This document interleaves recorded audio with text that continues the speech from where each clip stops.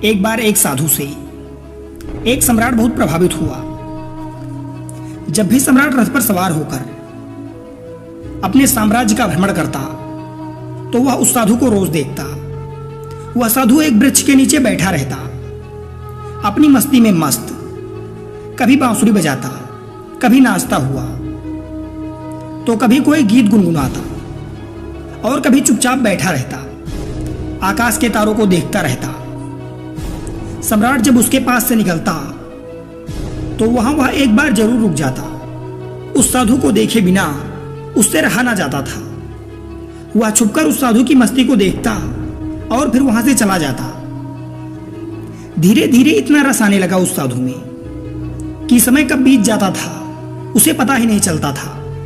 वह सम्राट चुपचाप एक झाड़ी के पीछे छुपकर उस साधु की मस्ती को देखा करता था। उस साधु की मस्ती ऐसी थी कि सम्राट उसे देखता तो मस्त हो जाता। ये रोज का काम था।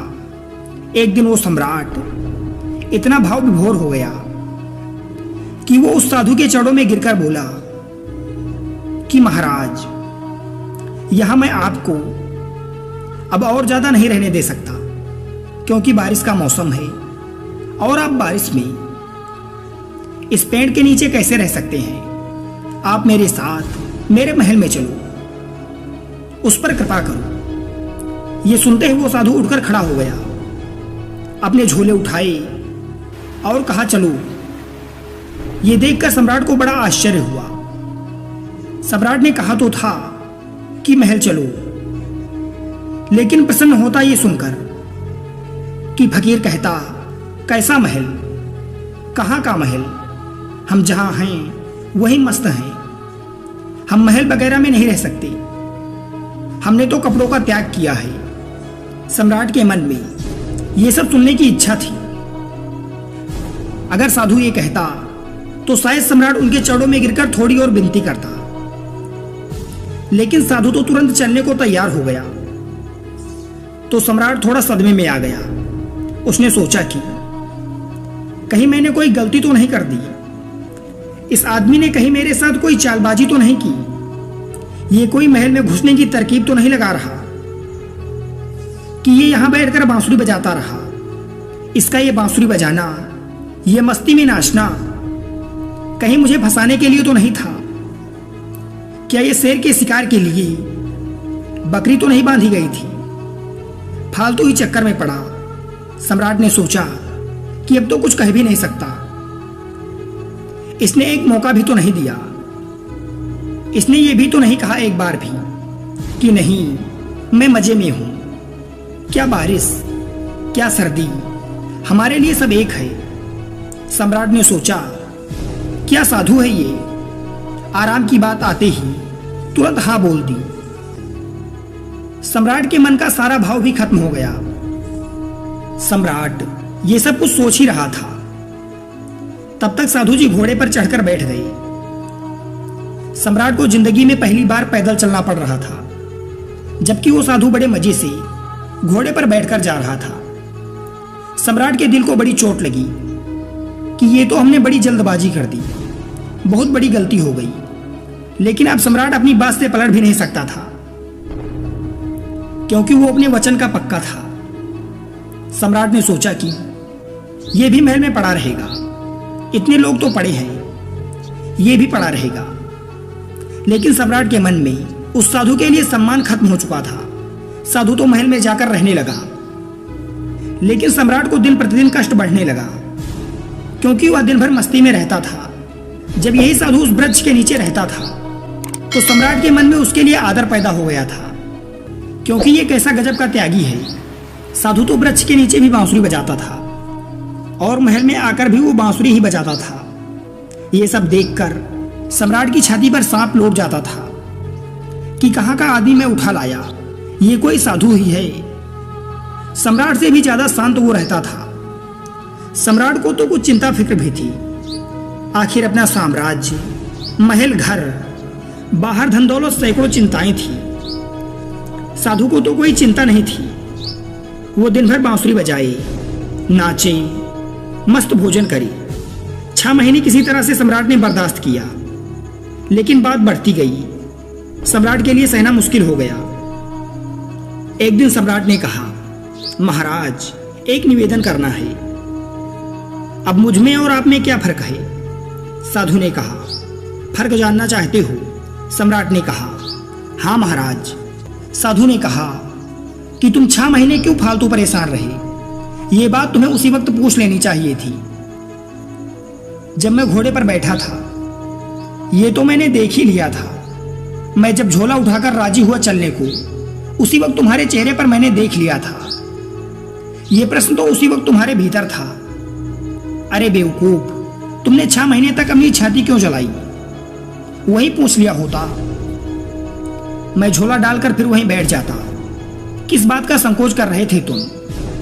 लेकिन मैं प्रतीक्षा कर रहा था कि देखूं कब तक तुम पूछते हो। तो कल सुबह फर्क बता ही देता हूं तुम्हें, लेकिन हां, गांव के बाहर बताऊंगा। सुबह सम्राट जल्दबाजी में उठा, उत्सुक था यह जानने को कि क्या फर्क है। सम्राट ने सोचा कि क्या फर्क हो सकता है? मुझे तो कुछ भी फर्क नहीं लगता। खाना जो मैं खाता हूं वही वो खाता है, और मुझसे भी ज्यादा मांगे करता है। ये लाओ वो लाओ। मैं जिस कमरे में रहता हूं उससे भी ज्यादा सुंदर कमरे में वो रहता है। मेरा 2-3 नौकरों से काम चल जाता है। वो पूरे दिन 15-20 नौकर साथ रखता है। इसकी जरूरतों का तो कोई अंत नहीं, मांगे ही चला जाता है। कपड़े इतने शानदार पहनता है कि मुझे कोई देखे तो समझे कि मैं इसका मंत्री हूं। ये खुद ही इस महल का सम्राट मालूम पड़ता है। कम से कम महल के बाकी लोग मुझसे डरते तो हैं। इसकी आंखों में डर नाम की कोई चीज ही नहीं है। बस पूरे दिन बिना किसी चिंता के बस मस्त बांसुरी बजाता रहता है। आज मैं भी देखूं क्या फर्क बतलाता है। सम्राट सुबह सुबह उठकर कमरे में पहुंच गया।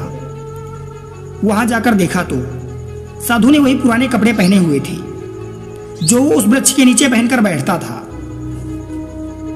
उसी झोले को अपने हाथ में उठा रखा था और दूसरे हाथ में बांसुरी लिए खड़ा था।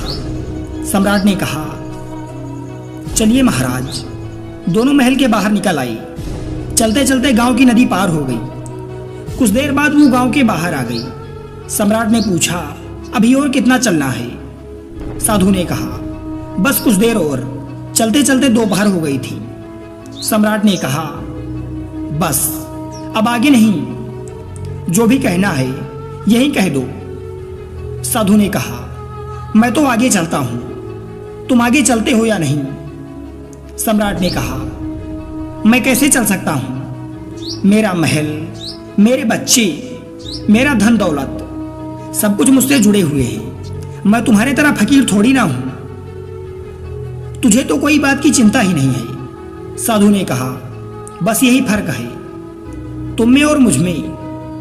मैं कहीं भी जा सकता हूं, तुम नहीं जा सकते हो। मैं हर परिस्थिति में भी खुश रह सकता हूं, लेकिन तुम नहीं। जब मैं उस वृक्ष के नीचे उतरा था तब भी मस्ती से रहता था और अपनी जिंदगी की एक एक पल को जीता था। जब मैं तुम्हारे महल में चला गया वहां भी हमने अनमोल जीवन की एक एक क्षण को पूरी मस्ती और खुशी के साथ जिया। अब जब मैं कहीं और चला जाऊं तब भी ऐसे ही जीऊंगा। हम जहां जिस वक्त रहते हैं पूरे तरीके से रहते हैं।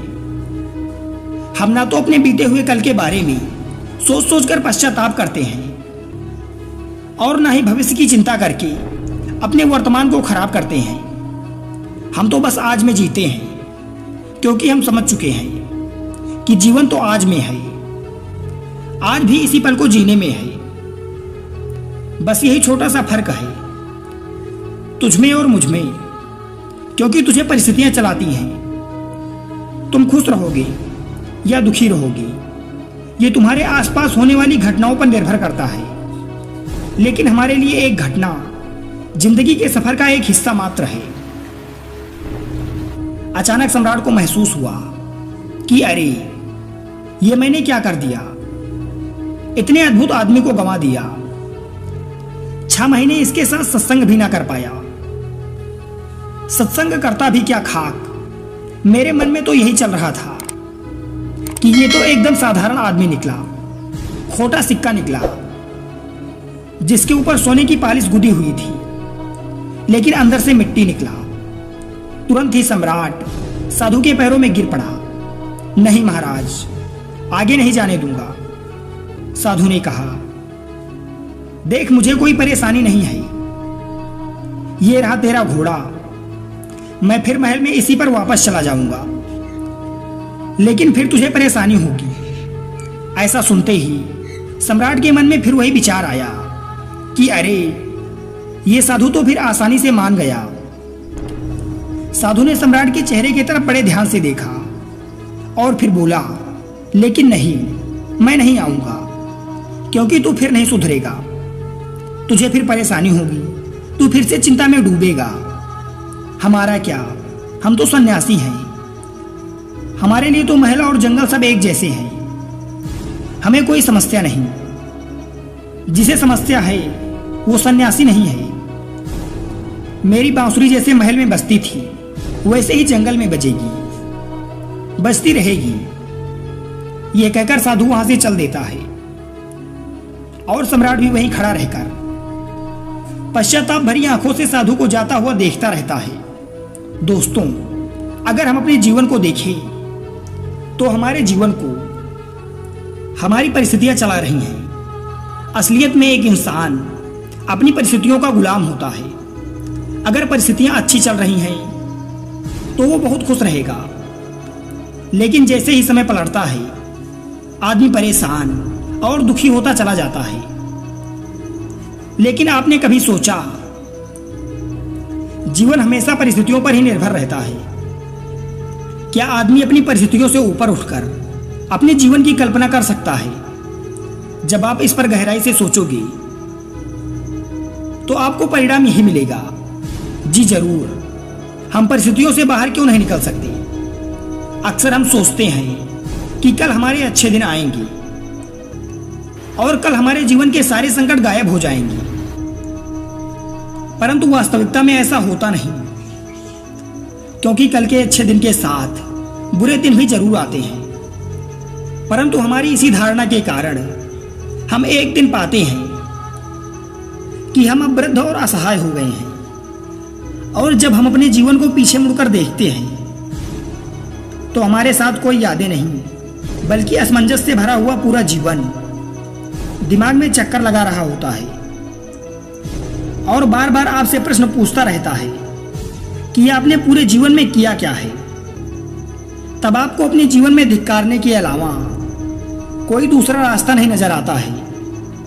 इसीलिए हम अपने आज और अभी को खुशी से जिए, क्योंकि जो व्यक्ति यह सोचकर जीता है कि खुशी तो कल मिलेगी, वह जीवन में कभी खुश नहीं रह पाता, क्योंकि वह परिस्थितियों का गुलाम हो चुका होता है।